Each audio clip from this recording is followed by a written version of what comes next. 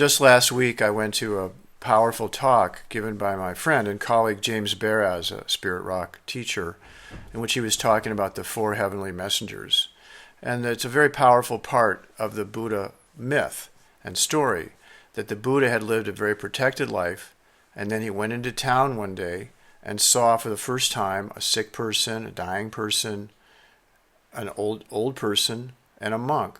And it was a confrontation with all of the impact of these, what's called the four heavenly messengers, that launched the Buddha on his spiritual quest, on his spiritual journey. So James asked us in this talk and workshop to try to assess which of these different messengers had had the greatest impact on our lives. And when he asked that question, I thought, how interesting. But the first thing that occurred to me was the power of relationship.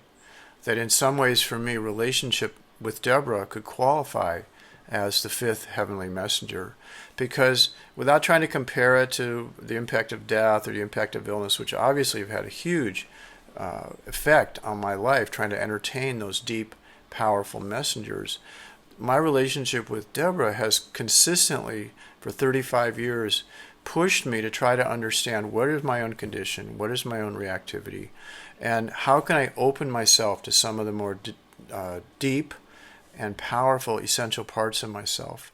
So in that way, relationship can point towards not only deeper parts of our essential self, but to the great vast mystery that we're all involved in. The vast mystery of life, the mystery of love, the mystery of intimacy.